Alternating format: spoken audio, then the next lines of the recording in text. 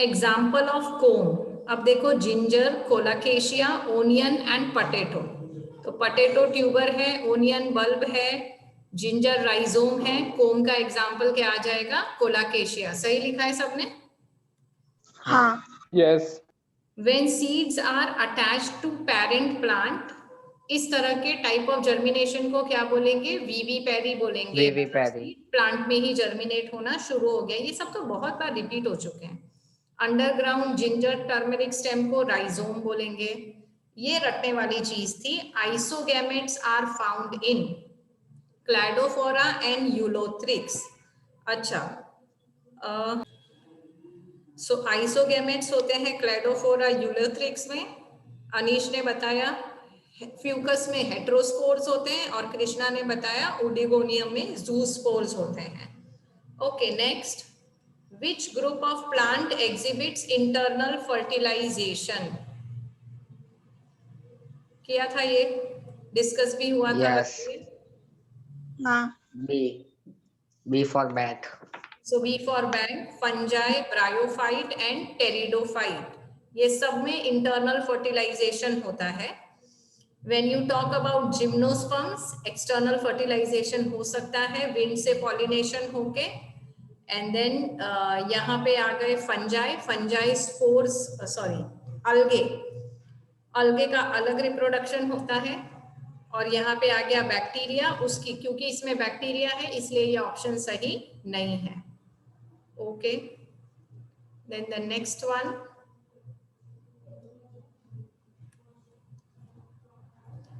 Number 6, gemmule formation in sponges are also useful इन।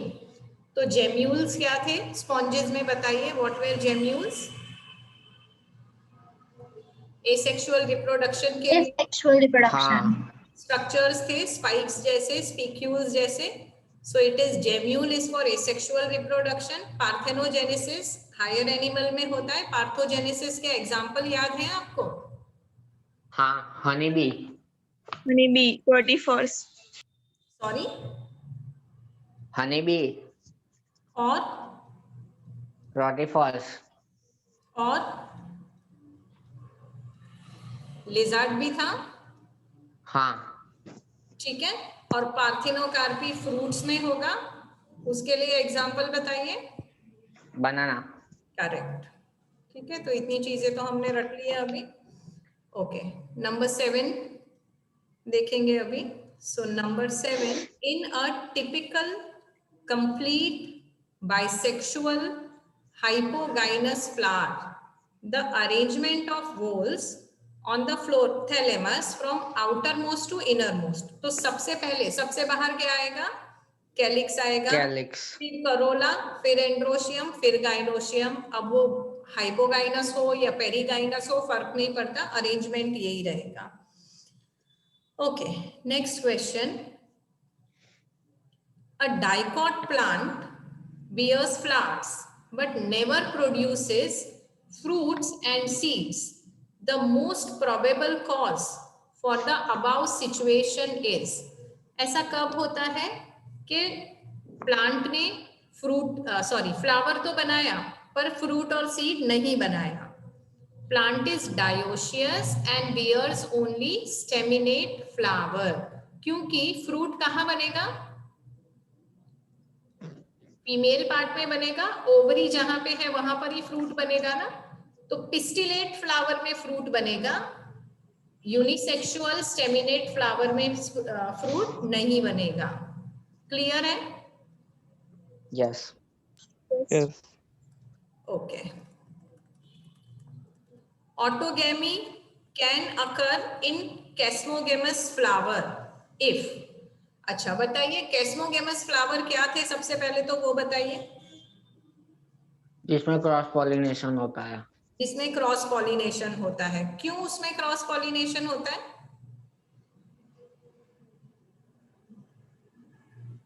क्यों cross pollination होता है? क्योंकि उसमें है ना जो उसके फ्लावर्स होते हैं ना वो वेल एक्सपोज होता है इसलिए। और भी कुछ होगा? कैस्मोगेमस फ्लावर्स सेल्फ फर्टिलाइजेशन को कैसे रोकते हैं?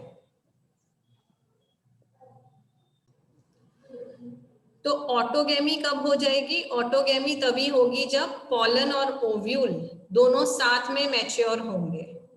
एक और टर्म इसके साथ याद रखेंगे, डाइकोगेमी, जहां पे पॉलन और ओव्यूल अलग अलग टाइम पे मैच्योर होते हैं, दे मैच्योर एट डिफरेंट टाइम्स, तो इसको बोलोगे डाइकोगेमी। अब यहाँ पे कुछ और भी लिखा है, पढ़ लेते हैं। Chasmogamous flower open at young age, pollen grains are released, anther comes nearer for the process of self fertilization, both pollen and stigma become mature at the, okay, this is what I just said, ठीक है, जाने दो। तो जब दोनों same time पे mature हो जाएंगे तो ऑटोगेमी होगा, लेकिन अलग अलग टाइम पे मैच्योर हुए तो क्या हुआ होगा? डाइकोगेमी होगा। Okay, let's go to question number 10।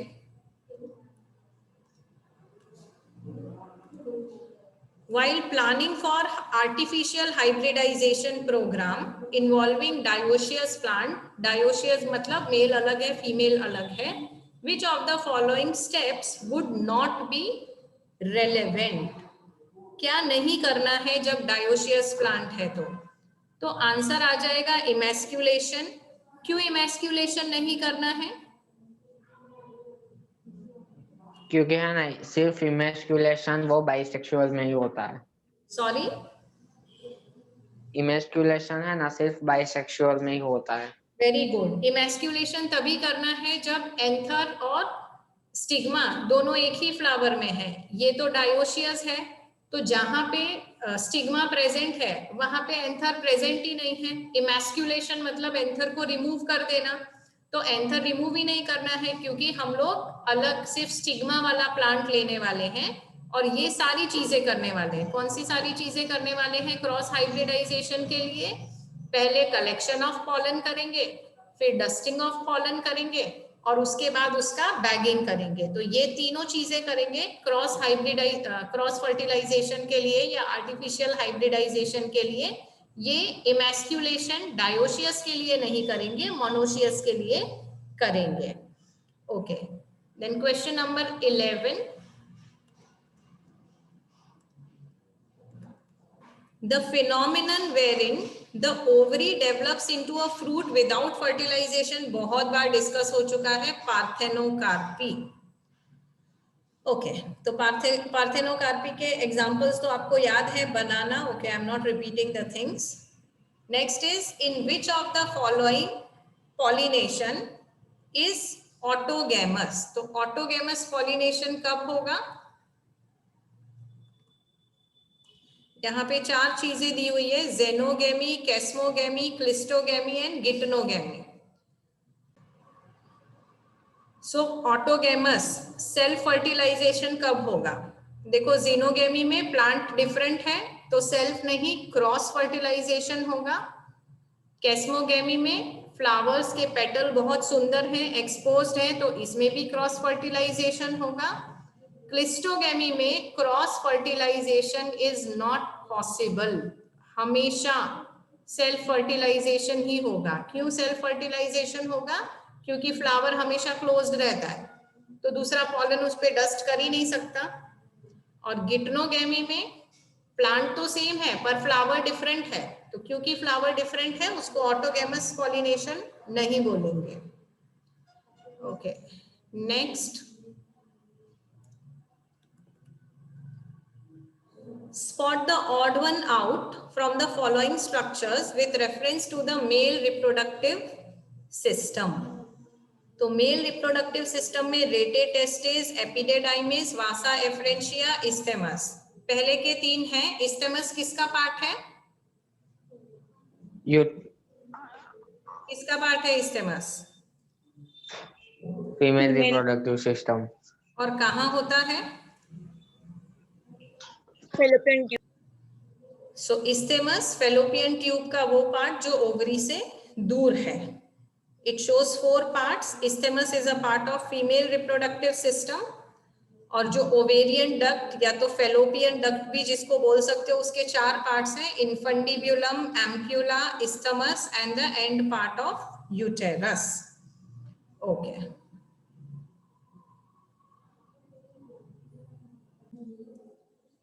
Graafian follicle is generally present in the ovary of a healthy female around.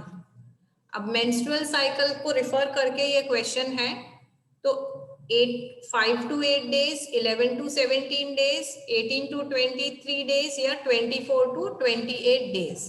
तो अब यहाँ पे देखो, इसको बंद करना है. ओके, अब आंसर तो है ठीक है. ग्राफियन फॉलिकल आपको कब मिलेगा? 11 to 17 day of menstrual cycle, मतलब जब ओव्यूलेशन होना चाहिए, जब चांसेस ऑफ फर्टिलाइजेशन मैक्सिमम है, तब दिखेगा. तो ये जो मेंस्ट्रुअल साइकिल है, ये कितने दिन का होता है?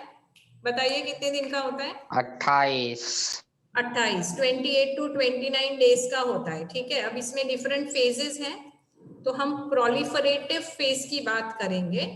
प्रोलिफरेटिव फेज का ऑनसेट कब होगा? जब एफएसएच हार्मोन सिक्रीट होगा, और एफएसएच हार्मोन सिक्रीट होगा तो वो क्या करेगा? प्राइमरी फॉलिकल को डेवलप करके ग्राफियन फॉलिकल बना देगा.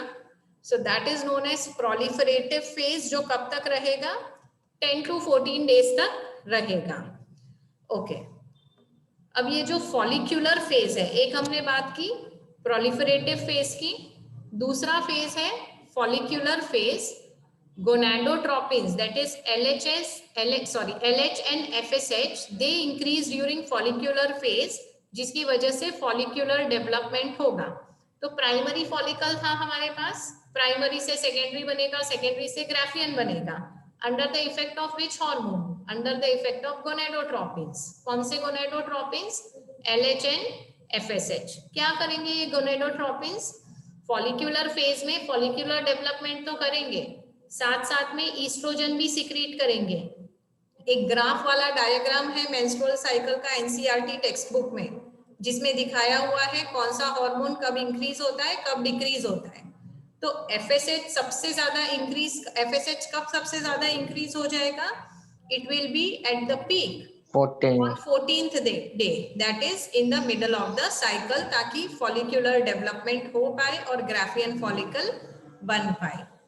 Rapid secretion of LH leading to maximum level during the mid cycle, that is called LH surge. तो ये जो LH का लेवल सबसे ज्यादा जब बढ़ गया, तो उसको क्या बोलेंगे? LH surge बोलेंगे.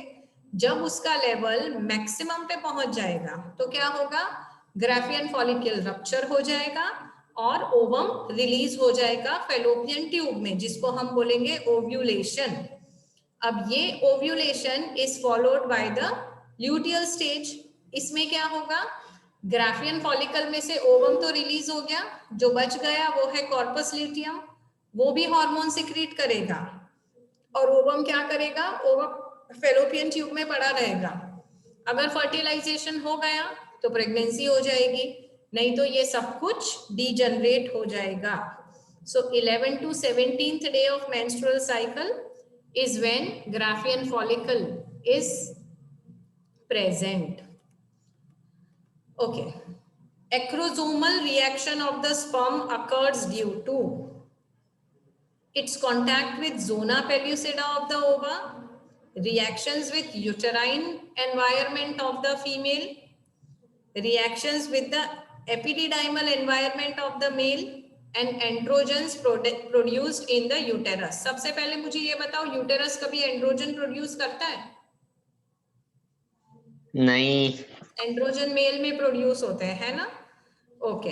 अब यूटेराइन एनवायरनमेंट से एक्रोसोमल रिएक्शन नहीं होगा. एक्रोसोमल रिएक्शन कब होगा? जब फर्टिलाइजेशन होना है, फ्यूजन होना है. तो फ्यूजन कब होगा? जब स्पर्म और ओवम मीट करेंगे तभी तो होगा. So the answer is reaction with epididymal environment of the male. So that time acrosomal reaction of the sperm takes place. Let us see what is given in the text over here. One sperm among 3 glycoprotein works as a consumer and connects with supplementary molecule located on the head surface of the sperm cell. Diagram याद रखो, diagram याद करो. sperm का कैसा था? ऐसा था, head था, middle piece था, और फिर क्या था? टेल था. टेल थोड़ी मोटी बना दी मैंने. तो हेड सरफेस की बात करेंगे हम। अब the connection of head sperm cell with consumer molecule ZP3 induces acrosome of the sperm to release hydrolytic enzyme sperm lysine। अब देखो जैसे ही ये स्पर्म जाके एग को कनेक्ट करेगा तो क्या होना चाहिए? It will release hydrolytic enzyme. कौन सा हाइड्रोलाइटिक एंजाइम? लाइसिन। एनसीईआरटी में नहीं है ये। अब लाइसिन जैसे ही रिलीज होगा क्या होगा? हाइल्यूरोनिडेज, स्पेलिंग रॉन्ग है, performs hydrolysis of hyaluronic acid of the follicle. तो आपका जो वो ग्राफियन फॉलिकल में से ओवम रिलीज हुआ था उसको कहीं से तो डिसॉल्व करके अपना न्यूक्लियस अंदर इंसर्ट करना पड़ेगा। तो फॉलिकल का जो हाइल्यूरोनिक एसिड है उसको डिसॉल्व करके हाइड्रोलाइज करके, कौन हाइड्रोलाइज करेगा? हाइल्यूरोनिडेज करेगा। अब क्या होगा? Enzyme entering in corona induces hydrolysis of the stroma part of radiata corona of the. Okay, ये इतना लंबा लंबा कुछ याद नहीं रखना है क्योंकि ये सारी चीजें एनसीईआरटी में दी नहीं है। आपको सिर्फ याद ये रखना है कि जो सेकेंडरी oocyte है उसके आसपास बहुत सारे लेयर्स हैं। कोरोना रेडिएटा है, जोना पेल्यूसिडा है, ये सारे लेयर्स को डिसॉल्व करके कहाँ तक पहुंचना है? साइटोप्लाज्म मेम्ब्रेन तक पहुंचना है ताकि वो अपने न्यूक्लियस को ओवम के न्यूक्लियस के साथ फ्यूज कर सके।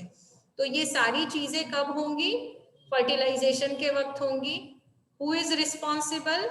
Acrosome is responsible, but when does it initiate? Within the epididymal environment of the male.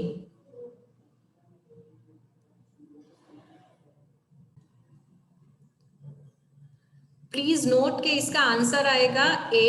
ये वाला आंसर गलत है। जैसे ही स्पर्म ओवम के साथ कांटेक्ट में आएगा, ओवम के जोना पेल्यूसिडा के साथ, उसके बाद उसको डिसॉल्व करना है। तो एक्रोसोमल रिएक्शन तभी होगा when it comes in contact with zona pellucida. ये गलत है क्योंकि ये तो मेल में ही होता है, मेल में ये रिएक्शन इनिशिएट नहीं होगा।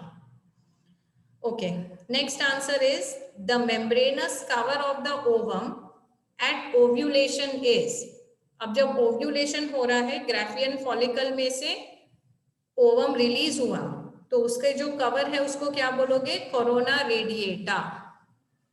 ओके, आप मुझे बता सकते हैं कितने लेयर्स होते हैं? तो सही लिखा है। सो ओवम में दो लेयर्स होते हैं। सबसे बाहर वाला होता है जोना रेडिएटा, उसके अंदर होता है जोना पेल्यूसिडा। तो इसका आंसर आ जाएगा corona radiata and then zona pellucida. तो इसका आंसर आ जाएगा कोरोना रेडिएटा। और जैसे ही स्पर्म कोरोना रेडिएटा के कांटेक्ट में आएगा उसका एक्रोसोमल रिएक्शन शुरू हो जाएगा।